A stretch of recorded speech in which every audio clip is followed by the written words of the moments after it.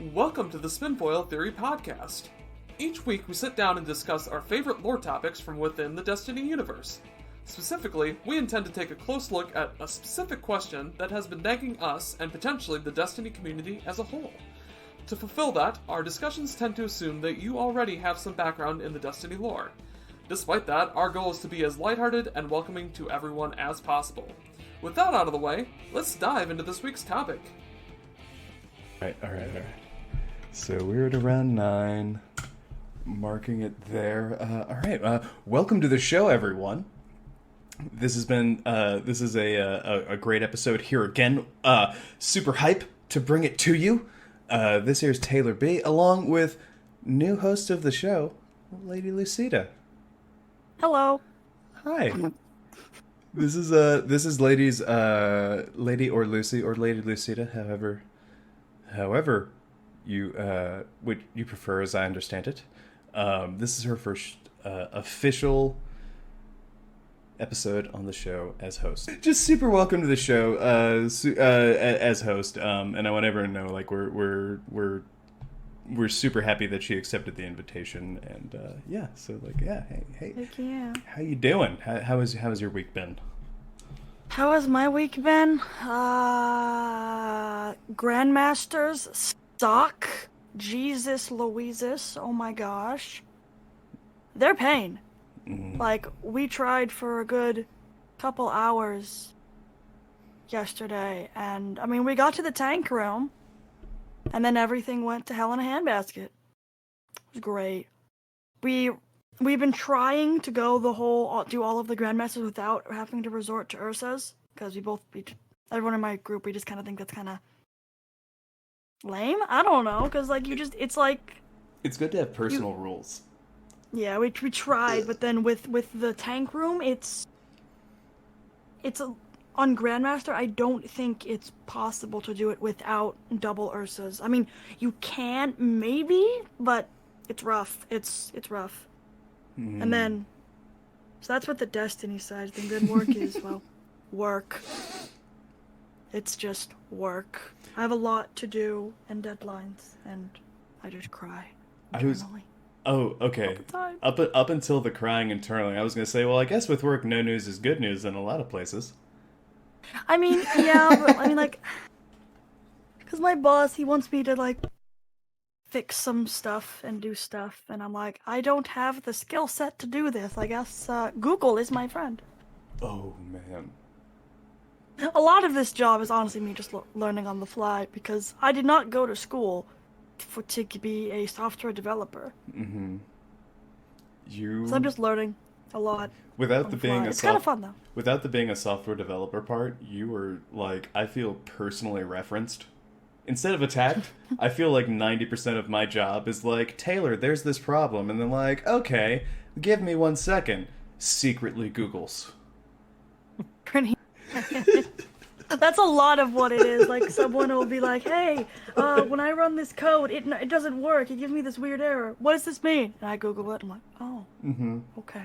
Mm-hmm. Yeah, okay, this is what it means. Okay, gotta put on my smart glasses and this is what it means. I'm like, oh, wow, you're so smart. And I'm like, Google, high five.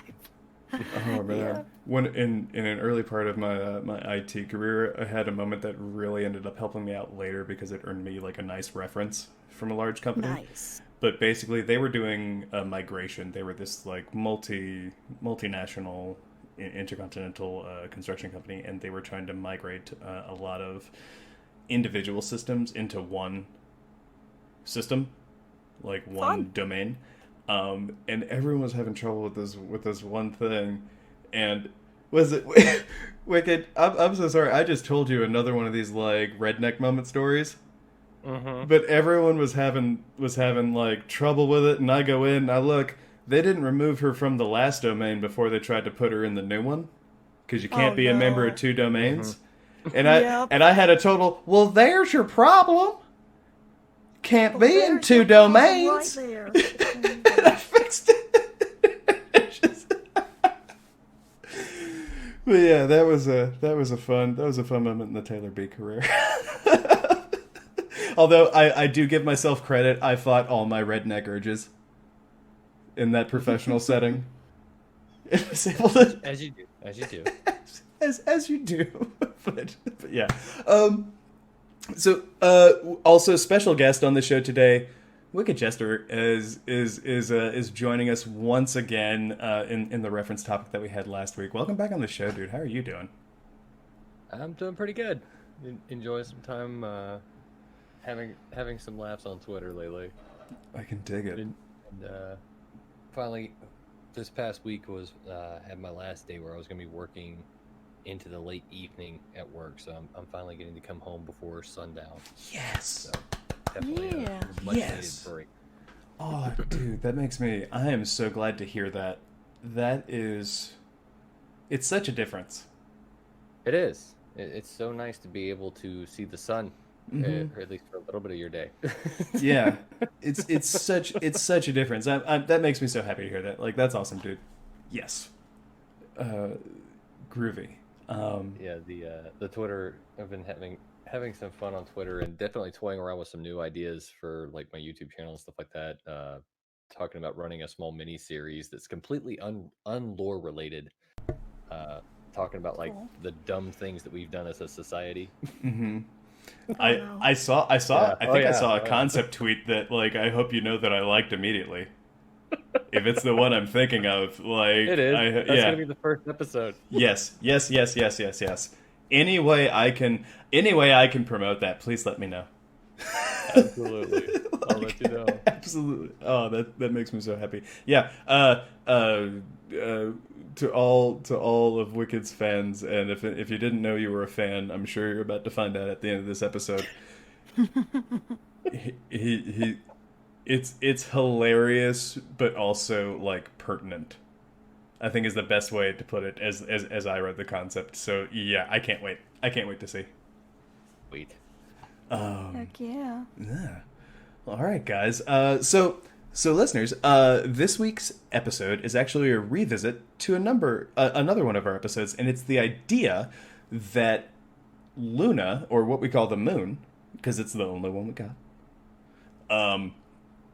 in real life, there was a celestial body that collided with what they called primordial Earth. And Lucy, please forgive me. I know I'm oversimplifying everything. A little bit, but for the sake of making it simple to digest. Yes, no, it's okay. It collided with primordial Earth, and basically the mass that was left of like all the debris, we were left with this new body that was called Luna, as our moon, after that collision. This theory applies that to some facts inside the Destiny universe.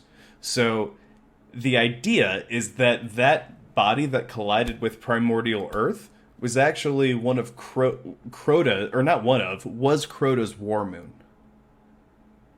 And where the basis of this really comes in from, where there were some cards in D1 that talk about the moon in what was the Golden Age Earth, but before the events, as I interpret it, of the K1 Observatory. So things that came later that we've since found out. But these were stories of people like discovering crevasses in like deep caverns within the moon, going down there, and like I said to you guys earlier, it's almost like reading a novelization of the movie Predator. It's like there's a giant worm thing that's just picking everyone in the story off. Except unlike Predator, Schwarzenegger does not win. The worm wins. If the worm was the predator. and not Schwarzenegger. And not Schwarzenegger. maybe Schwarzenegger plays the worm in this version. There you go. However, we need to make it make sense. Beyond that, there's the K1, the what I think most people agree to, and guys stop me if I'm wrong, but I feel like what most people agree to is the first interaction with a spot of darkness, air quotes. You can't see me making them, but I did it with my fingers. Mm-hmm. Beyond that, Crota's throne world is entered through the moon. There is a darkness ship in the center of the moon, which, the moon being a body that's created mostly from debris after that initial collision. If Crota's worshipping darkness ships or like what have you, I don't know like the direct connection there, but hear me out. Put a pin in that thought. And the fact that Crota's daughter created a whole red keep and worshipped was giving power, in my view, creating a new hive pyramid to whatever power was connected to that darkness ship in the center of the moon. Or not the center, but you know what I mean, deep buried within. Mm-hmm. So the crux of the theory is, and to some other points that have referenced, this was always Crota's war moon. Just for whatever reason, they hadn't always been attacking Earth. At least not till the Traveler came. And to lend to that, if that's the entrance to Crota's throne world, like he goes into his throne world, you can go to other throne worlds and exit out somewhere else. He doesn't have to like come out there every time. True. Mm-hmm. So yeah, that's the basis of the theory. If I feel like I'm really fairly recapping the first episode, and now I kind of want to hand it off to you guys. Like, please, give me your thoughts. Lend me your thoughts. Lizzie, where are you coming from on this? How do you feel? Definitely possible, I think. Like, it kind of lines up, because one of the big issues that I have with the pyramid inside the moon is when you first see the pyramid and you look up, the gap that's above it, it's not big enough for the pyramid ship to have crash landed on the moon. Mm-hmm. It's almost as if the moon was formed around it, so to speak. So I definitely feel like that lends to your theory. And then on top of that, the whole... definitely, it would make sense that Crota's entrance to his throne world would be in... it makes sense, basically. It makes sense. I'm inclined to believe that it is possible. I can dig it. Basically. I can really dig it. And I'm sorry, yes, Wicked? I was going to say, I actually am kind of a different mindset with the pyramid ship. Because, and the reason I say this, one thing specifically about the pyramid ship, I don't think that that was on the moon when it first came into the system. I did think, just like you did, LadyLucida, as far as like whenever you're in there and you're looking up at it, the initial hole that you see there does not look big enough. Yeah. But if you take into account that it's been thousands of years, literally, at this point, since the last war happened. True. When this ship supposedly, according to other accounts that say the ship crashed on our moon, or crashed into our moon, or was left there from the last invasion, the settling that occurred after could have shifted those things, or could have shifted those plates back down to allow it to support itself back up. So that would be the counterpoint, I would say, that could argue saying, yes, it could have been that. However, everything as far as the hive's presence on the moon, everyone's accounting of it, as far as the hive and the creatures and the artifact inside, all of that lends credence to the idea that the moon itself was well infected with hive before we ever even got out there. So if it was, or before we ever set foot on it. So if it was already infected with hive, the only plausible reason why the hidden swarm would be there is if that moon belonged to Crota before the human race developed. Exactly. Yeah. So that absolutely makes sense. The artifact that they found, a lot of people have been saying that it's directly correlated with the pyramid ships. But one of the things that I thought about, if you go into the Temple of Crota, or I'm sorry, the Shrine of Orcs, remember when we destroyed that big ball that was sitting there and it was supposed to be communicating across space back in D1? Yeah. I remember The World's Grave? No, It's near the World's Grave. It's the Shrine of Orcs. It's this big bowl Yes, thing. yes, yes, Got, yes, like, yes. little needle fingers things. Thank you. Sorry. So, if you go in there now, there is a black orb hanging in place of where that massive ball used to be. And it looks strikingly similar to the description that they used for the artifact that they found at K1. The black, where it was talking about like basically an abyss or darkness, an inescapable darkness that was trapped in this. So I think that the Hive definitely used these artifacts throughout their ships. I don't necessarily think it's the exact same thing that what we got off of the pyramid ship, the small orb that came down to us from the statue, but perhaps maybe a variation of it. Yeah. That allowed for communication back and forth between the two. That makes sense. Yeah. I really dig that. I really dig that. I can definitely see the moon itself, especially since I think in the last episode we actually talked about since Crota got thrown back through time and forward through time, and we don't really have an anchor point for at what point the Hive existed versus at what point humanity started existing. Mm-hmm. So, technically speaking, Oryx could have either been thrown forward in time to be where our moon is at, or he could have been back in time, traveling through the Vex network back and forth, and then wound up popping out in our solar system. And then, lo and behold, his war moon hits our planet, and now we have a new moon. And to really add to that, with your mention of the Vex network, I feel like we really take for granted that the Vex network moves through time and space. Mm-hmm. True. I feel like very often we only talk about the time aspect of that, but like the space aspect of it too shouldn't be lost. Like, he got thrown into a Vex gate. Like, who knows when or where he ended up. I like that was the punishment, though. You know what? You know what? You know what? You know what? You fix this yourself. Pretty much. So, like, whoop. Also, something else that if we're talking about the war moon popping out of nowhere and just hitting our planet or popping through the Vex network, that bears a very striking resemblance to the way the Traveler itself moved through our solar system, where it just disappeared from one area and reappeared in another.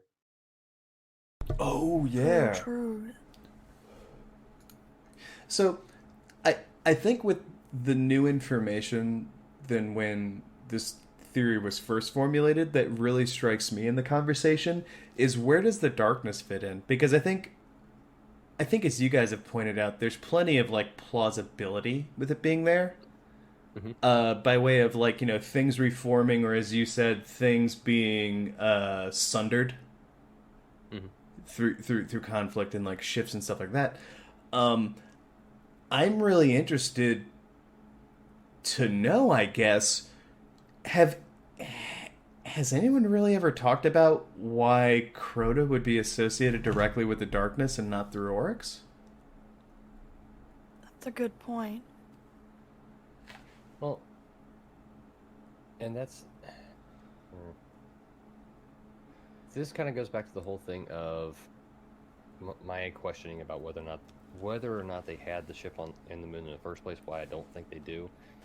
The ships, in all reality, what I think they're more closely related to humanity than they are to any other entity. Mm-hmm. Because the ships reacted to Eris's touch. The Hive had been around it, obviously, well beforehand. They had the Red Keep and everything like that. All this stuff was already pre-built and it's just erecting itself. Eris was around the area, but the pyramid itself was completely inactive until Eris touched it. Mm-hmm. Really, the only people who have actually spoken to the darkness outside of Oryx, when he went and spoke to get the Tablets of Ruin, the only ones who have ever actually spoken to darkness have been, humanity. Eris, Clovis Bray, through his visions, and I think there was one other one that actually spoke, and us, really. I would say, Callus, for better or for worse. Yeah, but that's Well, do we know that Callus spoke with the darkness though? yeah, There's because a lot- is a it lot of the it- entity or is it the darkness? Because some people, even Osiris, made that connection when we go through the mission. How he talks about there's a difference between the darkness itself and then this entity And there's something Callus is talking to. And there's something I've always wondered about the reports of what Callus is going through and how familiar they feel like to other parts of the story that I feel like are a little more better well defined. Sorry to use weird words in that order. Yeah, more better. But I feel like in other places it's written a lot more clearly, and Callus tends to put his own spin on everything. It kind of like, with the whole Roman theme. Like Rome doesn't adopt Greek gods; they make Greek gods Roman. Yep. And so I wonder if whatever he's saying is just his spin on something we've already heard of. Yeah. My, I guess, worry with Callus is that, assuming he's talking to the darkness, I put that in air quotes, but you guys can't see. Nice. Similar to how Oryx also spoke to the darkness and got the tablets of ruin. I'm worried that Callus is going to talk to the darkness and get his own version of taken powers, which does not sound like a good time. And it'll probably be another expansion or something. I think that was kind of what the Crown of Sorrows was. Yeah. Where Kind that of. was essentially his attempt to kind Yeah. of recreate the effect that he did, or that Oryx had, where it was, I'm going to take a power that was not originally mine and graft it onto my own. And a lot of the seers, as far as their recollections and their predictions of the future and everything like that, a lot of it seems to be consuming the stories of everyone around him and writing like the most beneficial future that they could imagine for themselves, like taking Petra as his shadow of the awoken, and then the queen. Basically, his interaction with the darkness is eerily similar to how the queen interacted with the darkness. So it wouldn't be surprising if a lot of these things are just him adopting somebody else's legend and hoping for the best that it comes true. He's just like, well, I'm just going to wing it and then go from there. I love it. That's what I kind of love about Callus. Is he's so egomaniacal in everything that he does. That he's Crazy. he's like, oh, I've read about how you did that. This is how Callus does it. This is how Callus does it. Yeah. Like everything he does is, even the stuff that I feel like he might do that is purposefully like damning, and I don't mean that in the way like he's blinded by his own ego, like he's almost doing it purposefully. It's just like he's so okay with it because it's his own story now. Like he doesn't care if it's perfect. He's just like, no, this is Callus. So I will say this, since we're talking about the relation of the darkness and we brought up the entity and how a lot of people are starting to realize that there's a darkness power and then there's the entity that's speaking about the darkness. And it always goes back to my favorite character, and you might know where I'm going with this, Taylor. That there's an entity that pushes for the final shape, whose end game is to basically cause the collapse of the universe, with the sole purpose of having it be reborn again, because that's just the circle of life and the nature of things. Like what's his name, Galactus? Kind of. Like he just on a larger scale, I guess, right? Yeah, instead of devouring it, they simply just allow things to happen and push natural evolution to occur to the final form and final shape of the species, and then once it reaches that final shape, that shape itself burns out so that the universe can begin anew. I so dig it.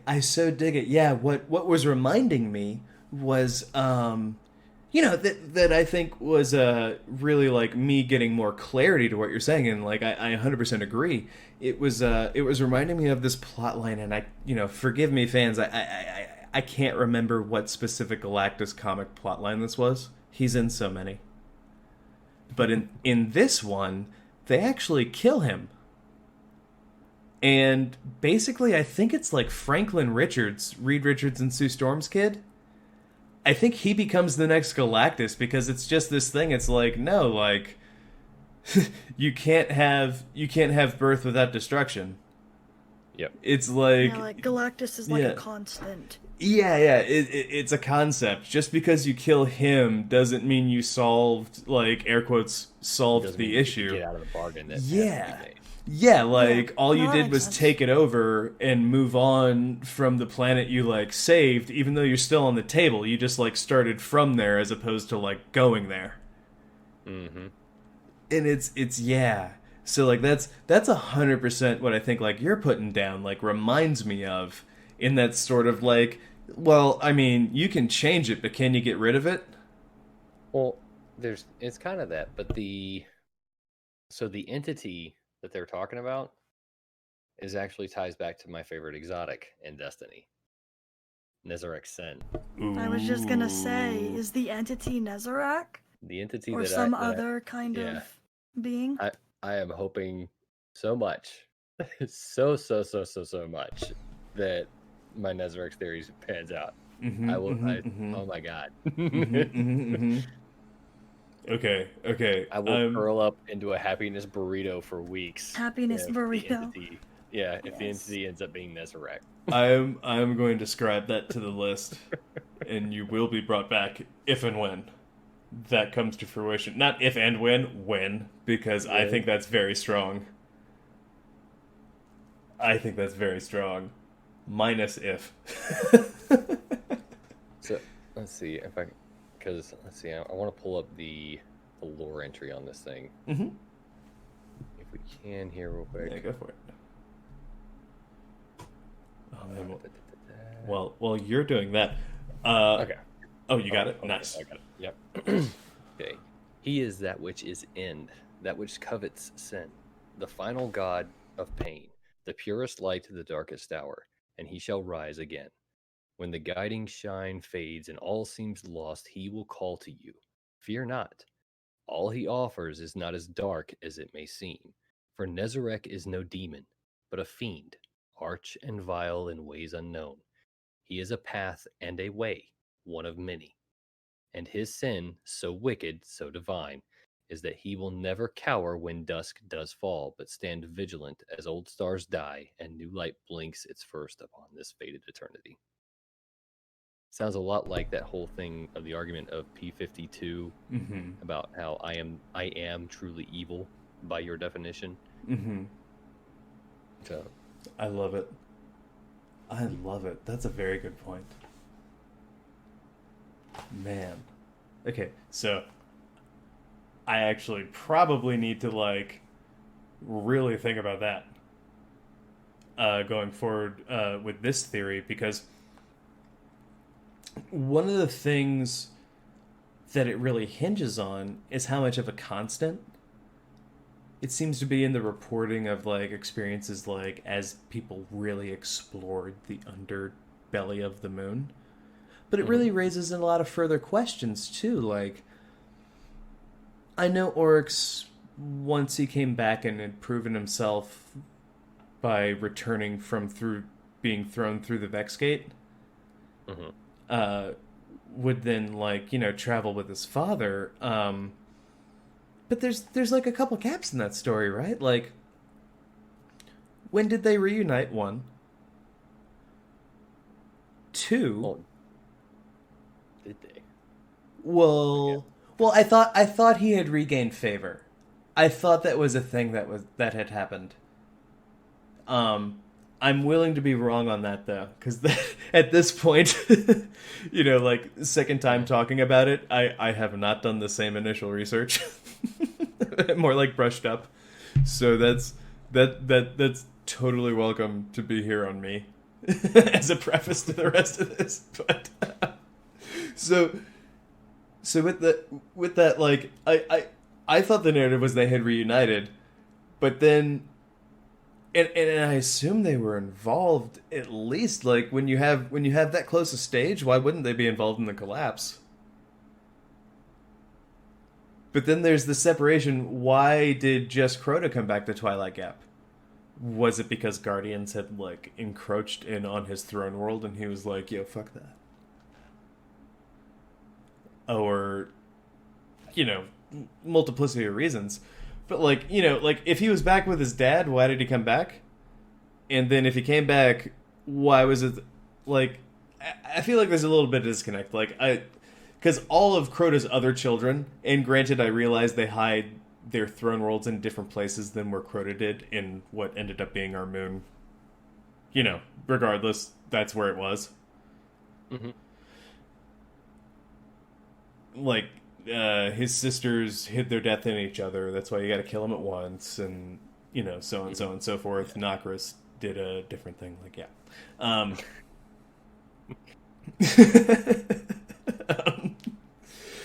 I guess, like, yeah, like, I'm just wondering, like, everyone else who wasn't expelled was hanging out on the Dreadnought. So why did just Oryx come back if it was that big a deal? I mean, maybe they thought it was nothing, but they also knew that's where the Traveler was, right? His throne world's right there. We're also assuming that the Hive were there for the first collapse. I am. That is a fair point. Because, like, I don't see how they couldn't be in this theory. Well, because like, I get how they might not have been in story-wise. Sorry, I'm sorry, I didn't mean to interrupt. But, like, I get how they might not be, like, generally story-wise. That makes sense to me. But for this theory to work, why wouldn't they be? So, everything as far as, like, sending the team to K1 and everything like that, we assume that the collapse where the darkness ended up leaving a ship on our moon happened after the events of K1. Yeah, logistically, makes sense. But according to Drifter, the last collapse wasn't the first one, and it won't be the last. There have been multiple collapses that we've gone through.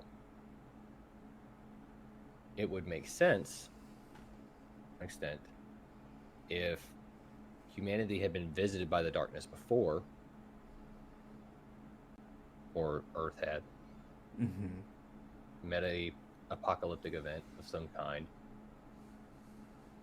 then found the Traveler, which would also, if during the events of the K1, if they did discover the pyramid ship, that would also explain how the pyramid ship got there, or how the pyramid ship could have gotten there. Can I ask? The pyramid, if the Traveler beat one of the pyramids there in that area before it showed up, and it just happened to come back. I really dig this. Can I ask something? Sure. Would you consider in that line of events of multiple collapses, and this is just me, like, really kind of running with the idea, would you consider the fall of the Iron Lords to be one of those? That was, like, one of the first attempts I think we really have a record of post-collapse of trying to actually rebuild. Well, so I would say that, in all honesty, I would say the Iron Lords and the time of the actual where they go after the creation of the Ghost is actually probably about the first period that we have post the last collapse we endured. I would say that's probably, like, right around the time of the Warlords. That is the period immediately after the first collapse. Or after the last collapse we did. Excuse me, not the first collapse, but the last collapse we had to go through. Now, something else to take into account, something else that can kind of help to explain these things, a theory that I've covered before that could help to, I guess, link things together, but also make things more complicated, is the lore entries that we're getting, and specifically some of the things that we've gotten since D1, like the Vault of Glass. The very first thing that we did in Destiny, the first really big event that we did, was take out the Vault of Glass, which is supposed to be the Vex's anchor and ability to manipulate time. Right? What if some of these lore entries that we're finding aren't from our timeline? What if the things that we're finding are actually things that are occurring in other timelines, and because of the Vault of Glass's destruction, you have different timelines merging because of that, because there's nothing keeping them separated and apart from each other. So you've got people that evolve, or that whose lives took different turns. A timeline where the Traveler never showed up. A timeline where the Vex took over the system, which is why there's a Vex gate on the moon. A timeline where the Hive were actually the ones inside the system. A timeline where the Fundament was a gas giant that exploded when a God wave hit it, and in another timeline that ended up breaking apart further into 9 different solar bodies in a solar system, something like that.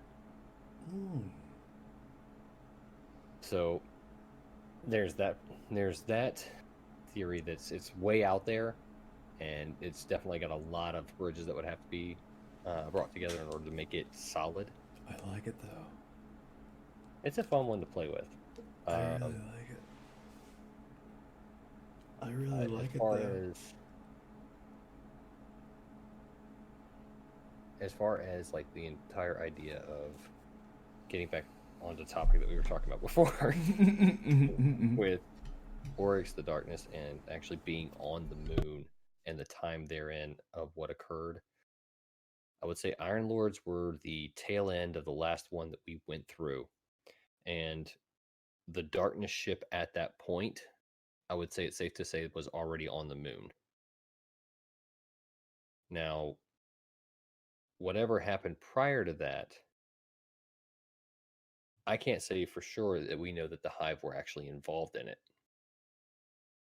Because, to my knowledge, we don't have any actual recallings or any tales of anybody other than maybe the K1 crew or the K1 team actually encountering the Hive on the moon. Correct? Yeah, that's correct. So, but we do know that after that, after the events on the moon where the Hive, killed these people, or some creatures on the moon killed these people, we, number one, already knew about the Vex existing.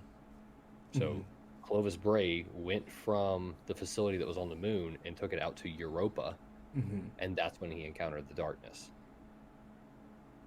So I'm sorry. So I guess what I'm saying is that during that time period, I think it's possible that either that the Hive weren't involved in the first collapse, or if they were involved in the first collapse, that perhaps the collapse happened after we think it did, and that the events of some of the events that occurred during the Warlord time period actually occurred before the collapse itself actually happened. Yeah, like when the darkness actually showed up. But if that's the case, that would also mean that some of the people that are with us have been here since the last time that the darkness came. Like Aura, Shax. Yeah. So to ride on that, Lucy, I actually really think this is, if as if you hadn't noticed already, but I think this is actually really something to put in your court, because with your extensive work of the Hive runes, I'm actually really curious, because I know you've gone through in both games and like recorded all of them, like knowing what we know now, and especially given the topic, do you think there are any like interesting correlations between, could be because we've identified, or you have identified, I'm sorry,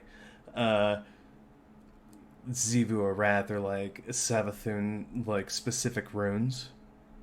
And I'm wondering if maybe as we reflect, like if that stuff or like Crota specific stuff is found in new areas or in like older areas, but we saw it before that we didn't really have sort of context on. Context, yeah. I'm wondering if like fitting into, yeah, you get the idea. I'm wondering if like fitting into this, if there's like, you know, because especially with what Wicked's bringing up, I'm kind of like, well, man, like, you know, the Hive are many things if not scholars. They write their stuff down. Yes. So yeah, I'm like what do you think? Like I feel like that's actually you. I can't think of anyone better to ask. Thinking. Yeah, no So, worries. what? Let me make sure I'm understanding this correctly. Mm-hmm. You're asking if any of the, like, are you asking like the differences between places in like D1 versus D2 and like how there's any new hive runes there, or am I misunderstanding? You are completely on course. Okay. So what I'm Okay, asking that's is what I like based on those writings that you've recorded and the sort of symbolism that you've been able to glean. I'm wondering if sort of along with tonight's theory and along with like tangentially like you know like Wicked's awesome like analysis and side theory of things now, I guess. We have a tangential theory, folks. You heard it here first. Bringing up tangents. I'm so sorry. No, dude, you are so on brand. You should know that by now. You are so on brand. This is perfect. I like, yeah, like I know you know your stuff, and like I'm just curious if like there has been a difference. If it's like before it looked like it was this person or like this way, but like now that we've gone back, like the like you know what I mean? Like I'm wondering if there's No, any no, if I there's get been that, I any get stuff. that. Yeah. I don't try to think off the top of my head. I've seen the opposite where there were hive runes present in D1, but then we go to that place in D2 and there are no more hive runes. It's happening. But that's happened a few times, mainly on Earth, mainly on the Cosmodrome, but you can also chalk that up to them deciding to not complete the Cosmodrome 100%. Yeah. That's also something you have to keep in mind. So there might not be a lore reason as to why those hive runes don't exist. They just don't exist because Okay. I got a question reasons. for you, Lady Lucia. Yes. So, something ever since I saw your work that when you first started doing this, which I've read it and reread it over and over again, and you've done amazing work on this. As far as the linguistics and understanding, just building everything out and analyzing them, comparing them to how they use hieroglyphics or how hieroglyphics have been used in human culture. Mm-hmm. I know a Yeah. lot of what you've been talking about and a lot of what you've been building off of that has been somewhat derived from similar patterns. Yes. Would you say that it's possible in speaking in literary term or speaking regarding their literary patterns that they could have had a common ancestor?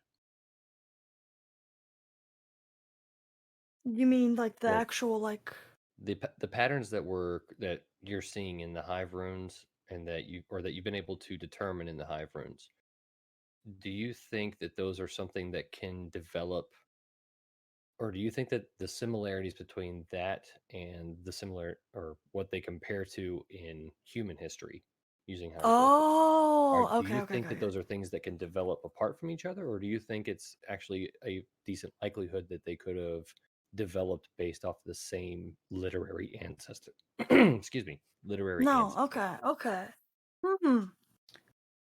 I mean, if going off of your theory that there's been multiple collapses and that the darkness have talked to us and before that talked to the hive, I mean, it's good within reason that the darkness could have influenced us to have a similar I guess, linguistics writing style, because it's possible, but it also could be a similar thing as to how both the worms and the Ahamkara developed the same language, but they don't have a common ancestor. Right. So yeah, it could be either, or, I mean, So, I don't think it's too out of the realm of possibility. I don't know. So guys, not to be too cheesy about it, do you think this whole conversation gives new meaning to the Creedence song "Bad Moon Rising"?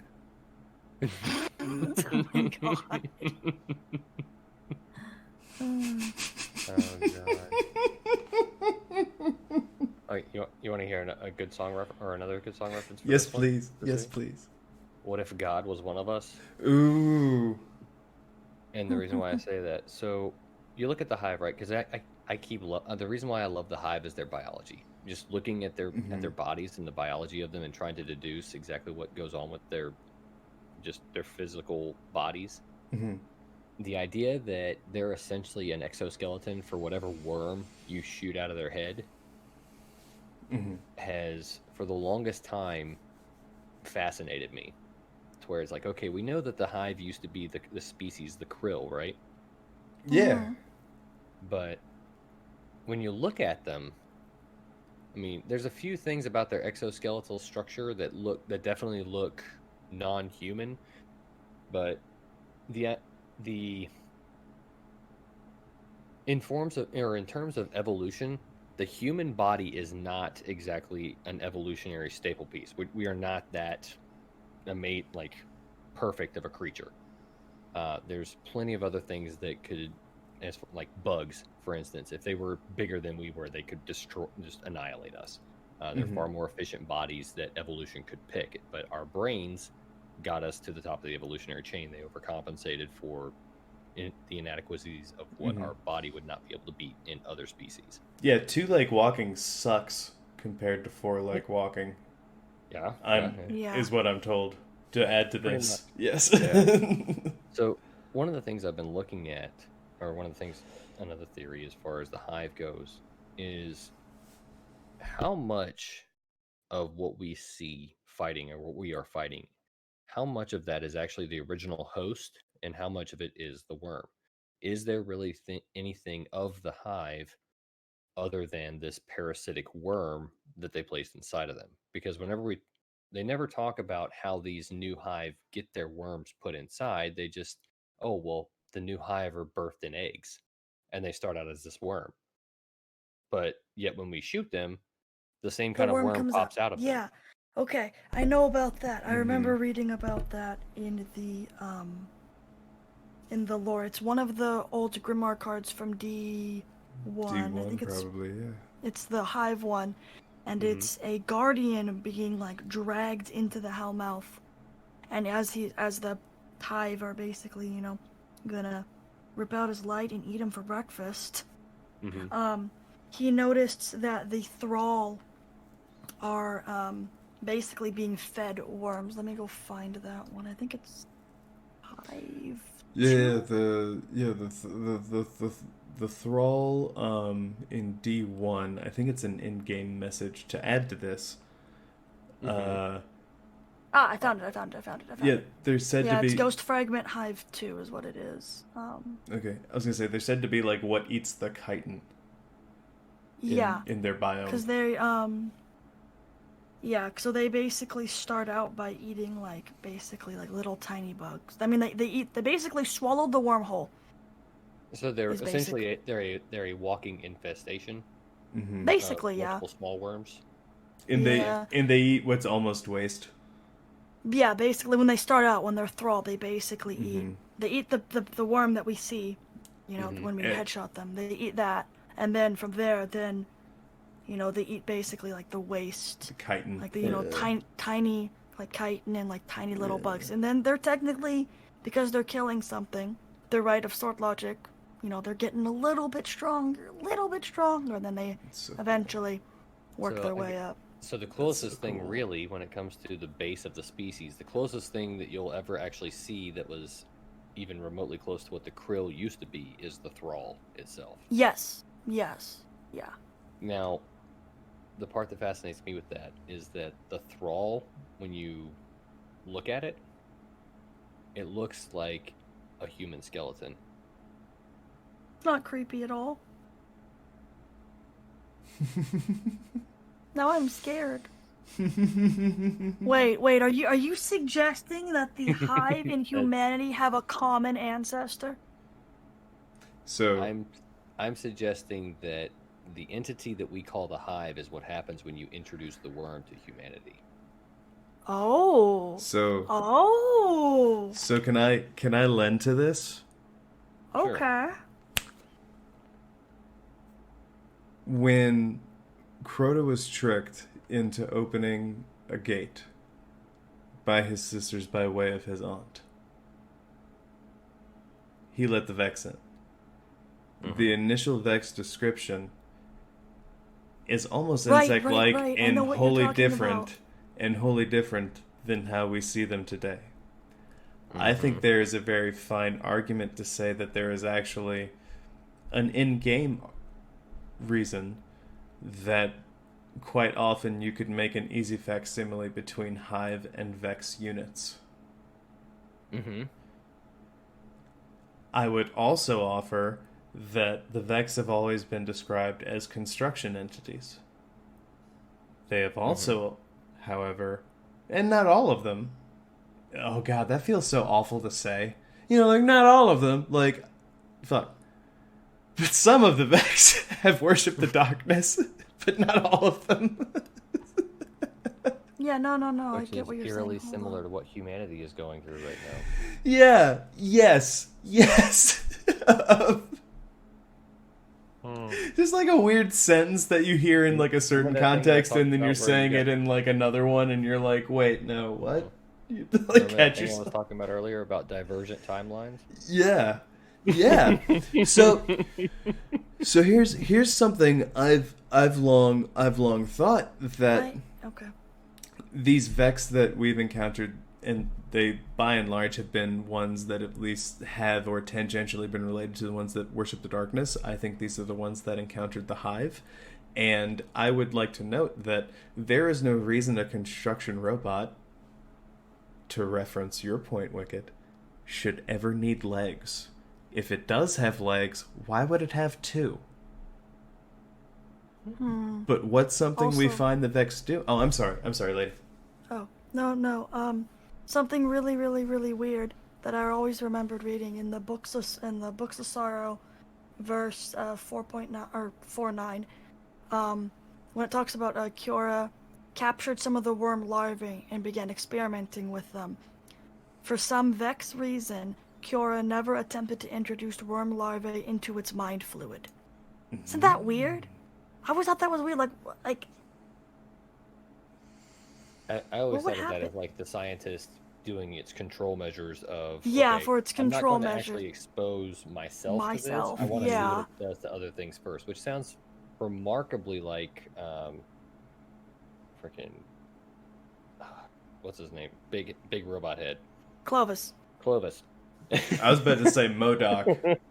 MODOK, yes. I mean, basically same thing, right? Clovis Bray-Eye. Yeah, Clovis Bray-Eye. I like how he gave himself a head with no mouth, but no body, just a head. Like, that's all I need. I just need to look down on you. I'm Pretty Clovis much. Bray-Eye. Wouldn't surprise me if that's why.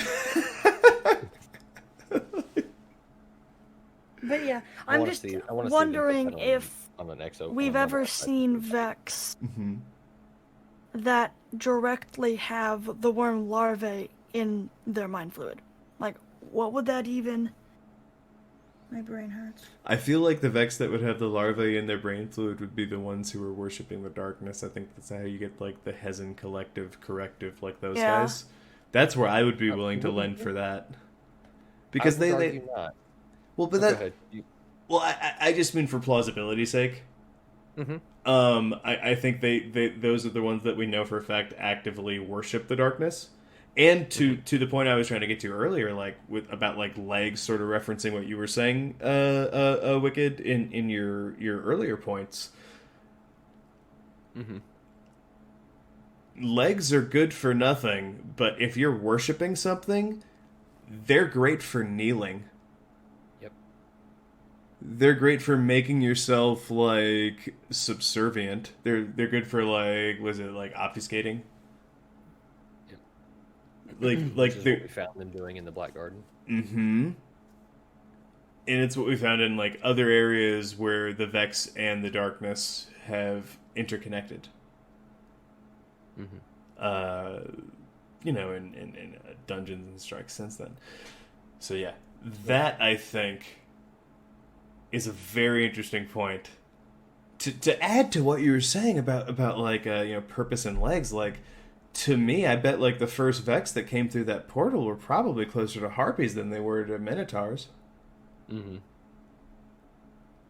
What do you think? Agree. Yeah, No, yeah.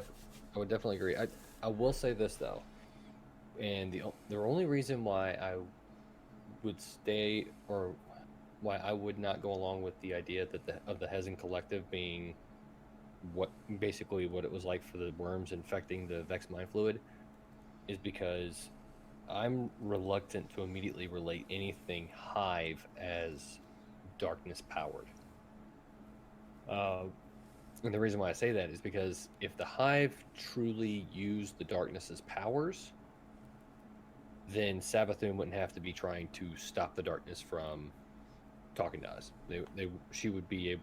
I don't think that would be I don't think she'd be trying to intercept the communications and trying to talk to the darkness, rather than preventing us. I think the only one the darkness ever talked to, because the darkness pretty much straight up says, "My man Oryx."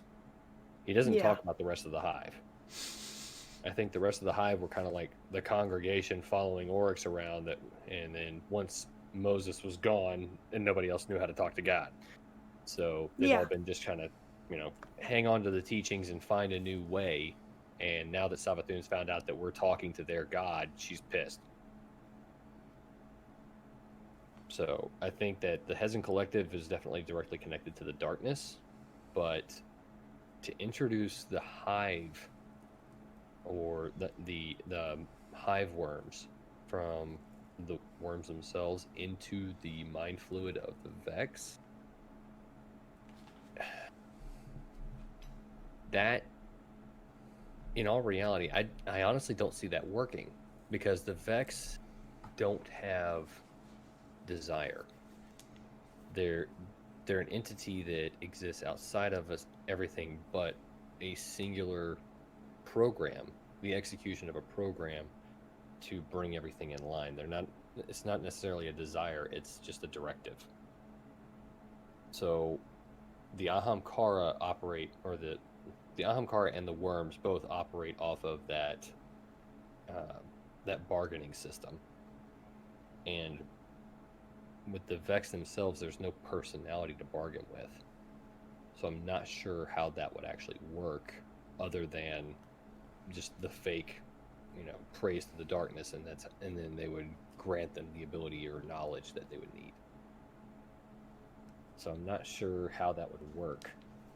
That whole process of worshiping the darkness has been confusing to me, because if it's just a machine and it's like, oh yeah, we have to worship, and it's like, if you're just executing a program, then you're not understanding how do you gauge that? I don't know, that process has been kind of wishy-washy to me. I can dig it. And it is challenging, especially when the Vex seem to be so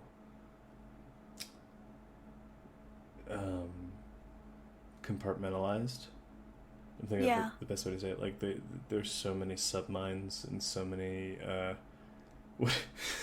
You know what? I bet it's a lot of different subnets in the Vex network that are operating completely independently, almost. I mean, that would be the smart thing, right? When are we going to see Warrior Vexed? Ooh. That was one thing that they told us, that they were like, yeah, all you've seen is workers. You haven't even seen what the Vex consider a warrior yet. Do you think it was that dude with, like, for some reason still 2 legs, but, like, will launch itself at you in the overshields? That The the one they introduced for Europa. wyverns. Yeah. I think maybe that's like a step Yeah, towards it, because you got to remember, the Vex don't really know how to fight us because we're paracausal. That's why we kick their butt. That's why we're winning. That's why the Vex haven't, turned everything into Vex. Yeah, when we see Shiva walk through a portal with 6 arms and swords, it's like, okay, now that one's a warrior. Yeah, pretty much. I really want that. I feel like the wyverns have been wyverns. I don't know. I'm gonna be yelled at by my D&D spouse later. when I told her I wasn't sure, but I'm sure it's one of those things that both are correct. So anyway, moving on. I feel like they've been the most like offensive and like purposefully destructive that we've encountered, and that's saying something, considering that they were like whole boomer minotaurs released at one point that were there just to keep you from cheesing the boss. Yeah, that would show up like, and I think that's something to be said. But like, back to your points earlier, though, like, this thing is nothing but legs. And once again, it's introduced in the context of research into not only the Vex that were first encountered, and these first Vex that were encountered were from Venus, where the Vault of Glass was. And I believe, if I recall correctly, should be like the Hezin, either or. Corrective, collective, whichever flavor you like it. Yeah. Ones that were worshipping the darkness. And then the whole development of exos being based on clarity, which is based on, like, I don't know, he describes it as dark matter, but it's really the darkness. The darkness energy. Introduced into the Vex mind fluid. Yeah. Yeah. And so if that's the case, why wouldn't they just end up exactly like the Hezin corrective? Well, that's why I want to, well, like, to that, Lucy, like, I think that fits perfectly in what you brought up about them being introduced to Vex mind fluid. That even if it's not directly connected, like, it's a common theme.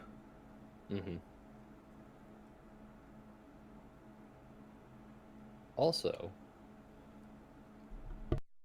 freaking, because I know one of the things that talks about, because I know we have the legend or the story from the darkness about how that everybody is now taking as essentially scripture, that the origin of the Vex was actually that they were the patterns that fell out of the original Black Garden whenever the tree originally fell, and they made their homes out of the first silicates and designed their bodies from metal and all this stuff.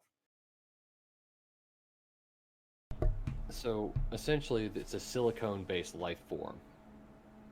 What we're talking about, that developed itself on essentially an artificial intelligence that developed itself naturally. Would you say that's accurate according to the description that the darkness gave us? Yeah. I would say I would agree with that. I would also offer that we've gotten other descriptions, like from Ikora, that say, like, like, it's not the radiolaria. That is a terrible Ikora, but that is my practiced Guy-Cora voice. So, like, watch out for my cosplay guys. So beautiful. With that, where they said that it's not the radiolaria, and one of the things they talked about was essentially one of the origins that they talked about was a species that was so advanced that they decided to liquefy themselves into a unified consciousness. Do you remember that one? No. I am here for it, but like, no, I don't know what I was doing to forget it. If you know what I mean, like, oh my god. I'm trying to remember when because this came out at the same time that the whole it's not just the radiolaria. The same comment. Right, so like Season of the Undying. Well, the forest. When the forest came out. Okay, yeah, I know what you mean now. Yep. that's when the lines started coming out about how they could be, or there's rumors that they were an advanced civilization that had evolved past their physical bounds, and transcended by essentially liquefying their entire species into a unified consciousness, and that's what runs the Vex. Ooh. Through the radiolaria. That the actual people themselves are the radiolaria. And they exist as a digital consciousness now, using the radiolaria as basically a mind network, so that whenever it's building itself up, the individual minds exist together within those neural networks built by the radiolaria and the silicates within. And if that's the case, again, that can be going back to, okay, so why is radiolaria compatible with a human mind getting put into a robot? Why is the radiolaria of the species especially compatible with, making a human able to exist within this robot? It's a good point. Yeah, lady, what do you think? I think that, well, going to what we know about Vex Radiolaria, we know that it basically turns anything it touches into more Vex stuff. I mean, we've seen it happen with Asher. Asher's arm got all Vex. Asher's ghost became vexed, I guess. Which is why he was afraid of resurrection after the incident. We have Failsafe's captain. His mind was technically still there, because there was that adventure we went on, where you go and he gives us these tests for us to do. So I think you might be onto something. I can dig it. Because essentially, if you believe the other story that they did advance and everything like that, if you look at what Clovis Bray did with the Exos, the Vex is just the next obvious step. Where instead of having a single Exo with only one mind in it, now you've got the entire human race networked across, everything. They can talk to each other. They can move. They can coordinate with each other in instantaneous, seamless transition. Yeah. And actually, I don't know if this directly lends to it, but you know what it reminds me of? Sort of what I think you're suggesting? Some of the repeated realities or simulations that Pradith had been run through. When you found his ghosts, even though he only has the one ghost that he still has. Even though the one that, when he got rescued, he lost it, but he could still find it again because time. Yes. I will say, with everything that's happened about, to people who have either come in contact with or, touched radiolaria, we sure do like making cookies every year with it. Oh, man. But we give them away. We don't eat them ourselves. Oh, yeah, we're just poisoning everyone in the tower. Yeah. Thanks, Granny. Everything is fine. Is Sabathun or is he? Yeah. But just to finish the thought before we too hilariously get away from it. Just to finish the thought. One of the futures he encounters is the Vex working side by side with humanity, exiting what looks to be something similar or a facsimile of the tower, and going off to fight a common enemy. He doesn't know if that's the future or the past. Could be either one, because we knew about the Vex before the collapse. But the tower did not exist. Right? Well, it's not the tower, but it looks like the tower. And I'm really underselling the writing for the card. Everyone, my fault there. But it's sort of like it's Pradeth seeing it. So it's him saying it reminds him of the tower, but it's not the tower. It's the tower. Yeah, like it's its own thing, and like these like drop ships are being loaded up with like what look like guardians and soldiers and Vex to go fight something. I've actually one of my personal favorite theories that I came up with like way back in D1 has always been that the Vex are actually reverse cyborgs. They're machines, sentient machines with organic parts, as opposed to like organic things with machine parts. That's crazy. I never thought about that. Something else I've thought of. Freaking. But at the same time, it's this kind of creates one of those paradoxes. Mm-hmm. If it were true, if the Vex are actually a future creation of Rasputin in his efforts to save humanity from the darkness. Mm-hmm. That would be trippy. Creates and the paradox, of course, there being that he creates the Vex, who then go back in time and allow us and then it's the Vex mind fluid that's needed in order for Clovis to use the darkness to create the Exos in the first place. Well, to add to that, I very much so, because I really feel that vibe.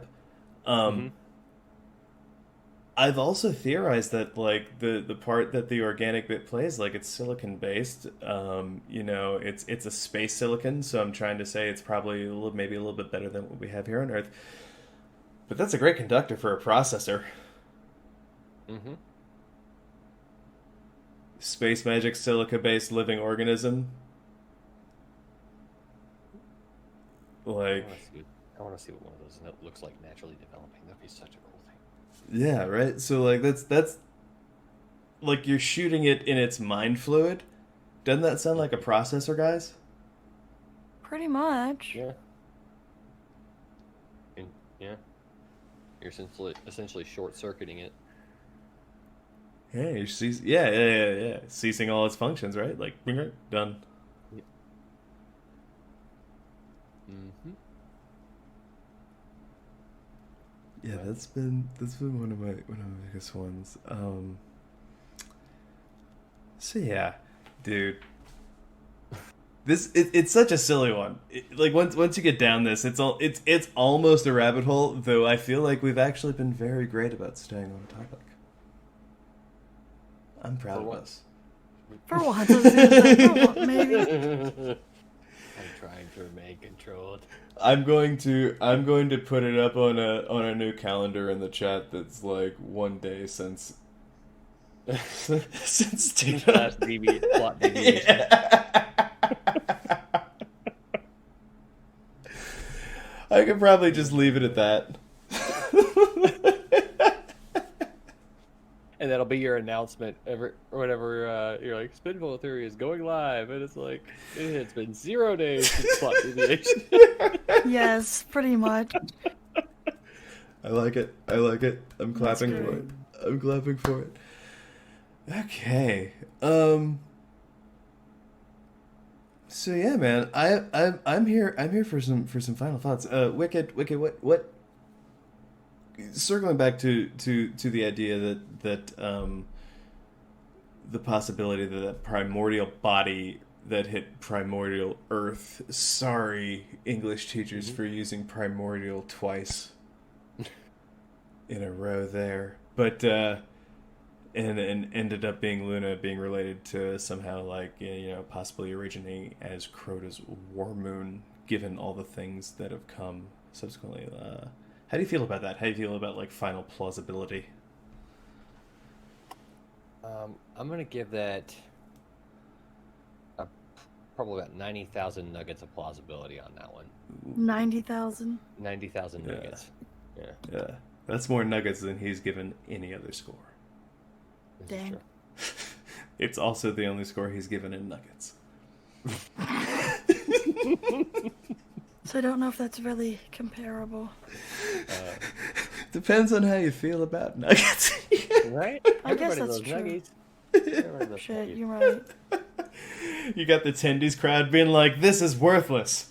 Pretty, yeah. Oh my goodness. Lucy, what? How about you? Same question. Like, what are your like final thoughts? And I guess this is your first one as a host, so you've been on the show before, but get used to it. What is your arbitrary score that has to be not scaled against I have anything? To do the arbitrary scoring. Yes. Right. Yes. What is your? Yeah. I'm gonna give it about 50 cups of hot chocolate. I feel pretty strong about that. As the guy who came up with this theory, I feel pretty strong about that. Yeah. There's no one who could be like, 50 cups of hot chocolate. No, they'd be like, oh, 50 cups of hot chocolate. Well, damn, I better sit down for this.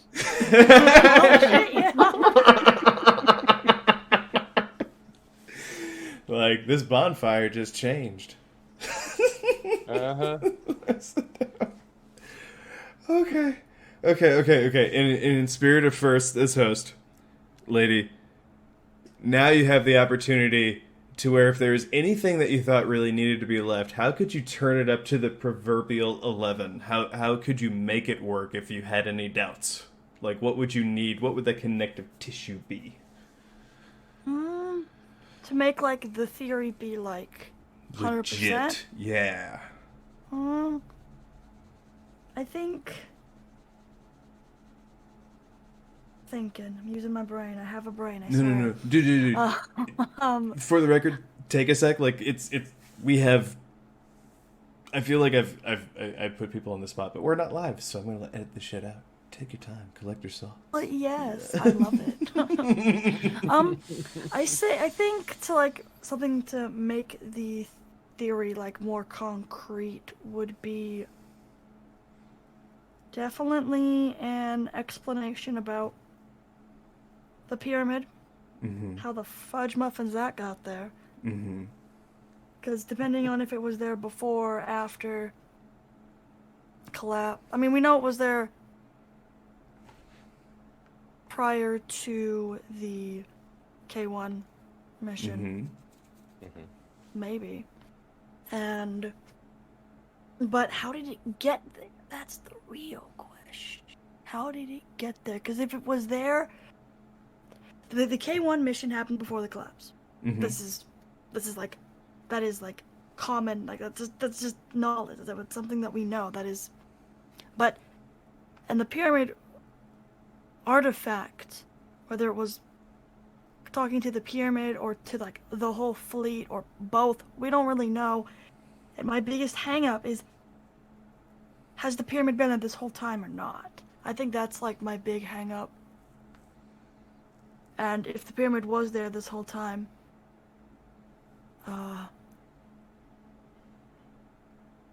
why were if the pyramid had been there the whole time, I'm surprised that Oryx didn't try to go around his dad and just be like, well, hey, look, the free darkness right here.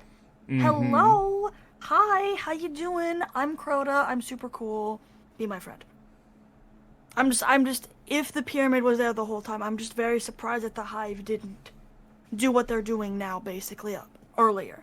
Mm-hmm. A lot of the hidden swarm and the Hive on the Moon that are left, basically, are now, instead of worshipping the rest of the Hive, they're like, darkness. We're gonna worship darkness directly. I just imagine Charlie Murphy, rip, but during doing the impression of Prince, just without brothers on the end, like the darkness. So yeah, that's what I have to say about that. I can dig it. I can dig it. Wicked man, your chance. Like, how do you crank it up a notch? there's two ways that I could see it being cranked up a notch.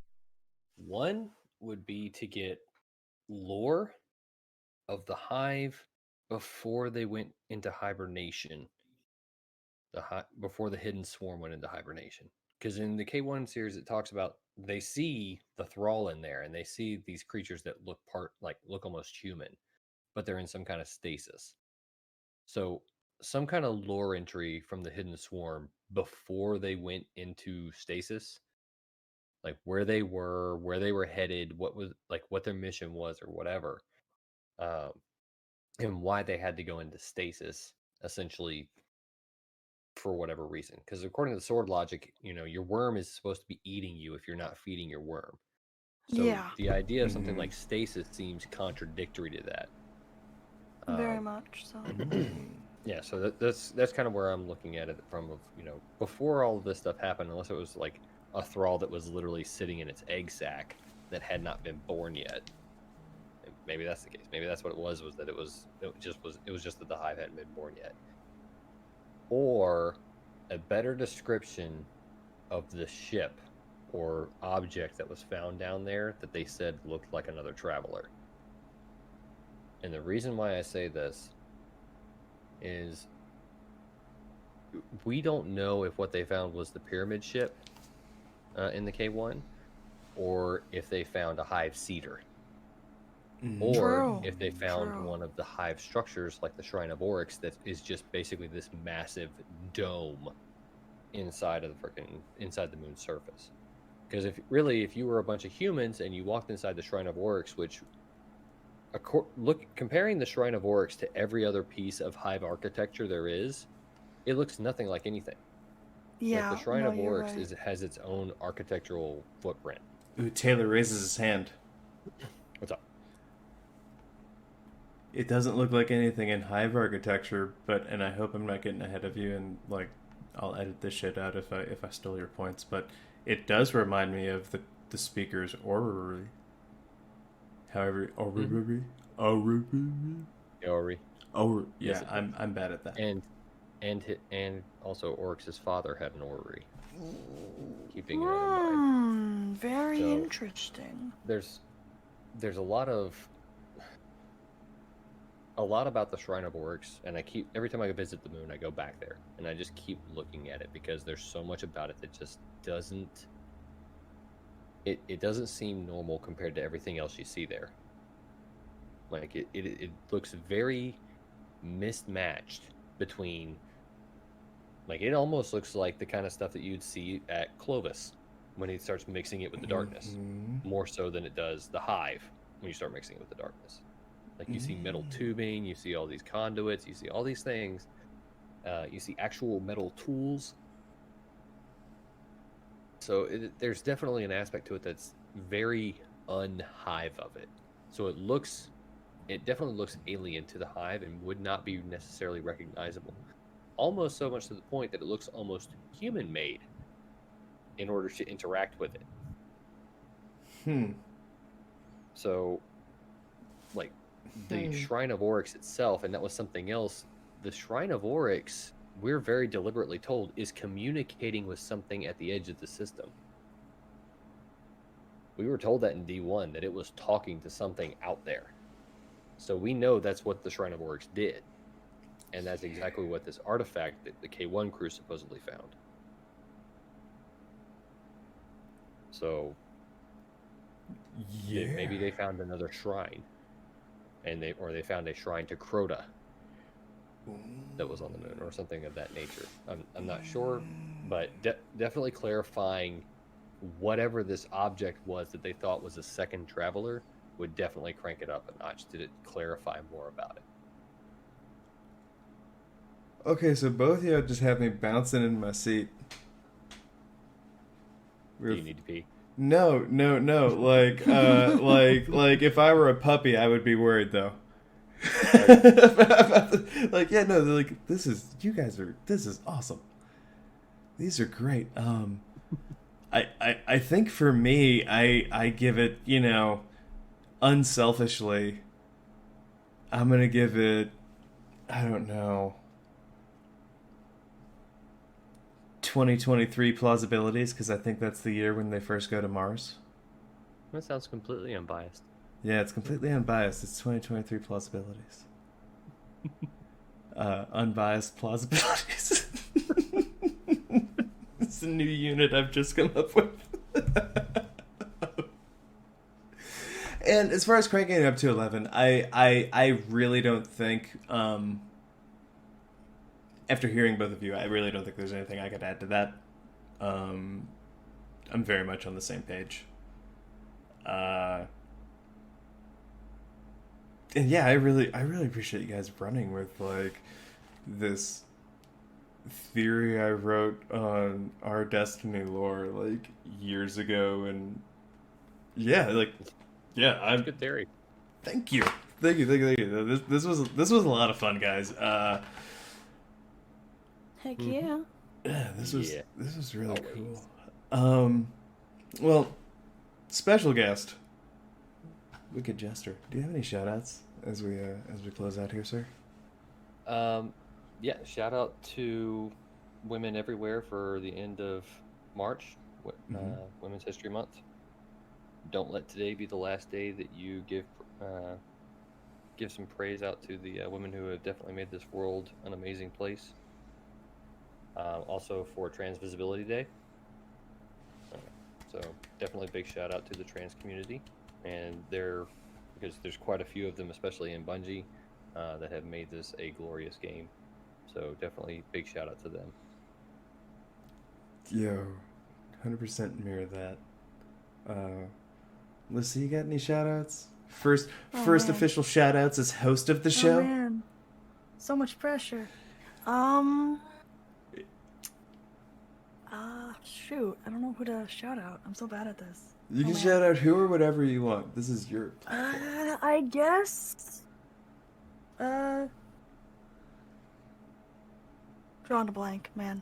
Brain no work. No, again, you're not live. Like, you can... I know I'm not, but I'm still just like, fuck, words, what are they? I guess shout out to, Bungie, I guess, for, like, being really inclusive, because I know they have their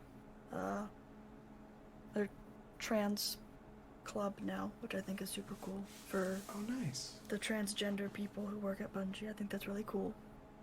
That also means we're probably going to get a new pin and emblem, I'm super... which is super stoked because I've bought like all of their pins so far. So Same. they're like supporting people. Nice. I'm a very supportive person. I'm just like, I love everyone. Yeah. But yeah, so I guess shout out to Bungie for doing that, because they didn't have to do that right now, but they're showing that they are taking a stand with the transgender community, which I think is great. I can dig it. I want to stand in support of like both of your shoutouts, guys. I 100% mirror all of that. That's awesome. In addition to that, like I want to 100% mirror the shout out to Women's History Month. In what Wykid was saying, and like don't let it stop with just this month, ladies. To Trans Awareness Day. Trans men are men, trans women are women, trans people are people. Yeah. I can say that without hesitation, unequivocally, like stand with you there. And to also piggyback on you, Lucy. Shout out to Bungie. One of the reasons why I'm such a fan of this game, and kind of being late to the parade, I didn't have a computer to play Marathon. I didn't have an Xbox to play Halo. I kind of came to those things after Destiny. But one of the biggest reasons I'm such a fan of this game and Bungie is their willingness to put themselves out there for no other reason than wanting to help and do the right thing. Yeah. And so, yeah, I 100% mirror your shout out too, Lucy. Yeah. So, with that, guys, I'm going to sign us off here. Everyone out there, stay safe. We'll see you next time. Stay hydrated. It's very important. Just drink water. yes, please. No. That makes too much sense. And we'll see you next time, guys. Thanks. Bye. Bye. That's the end of this week's topic, but be sure to check out our past and future episodes on Spotify, iTunes, and Podbean. If you have any questions about this week's topic, want to discuss Destiny lore with us, or if you just feel like reaching out to us, you can find us on Twitter at Spinfoil Theory, or you can email us via spinfoiltheory@gmail.com. Thanks for listening!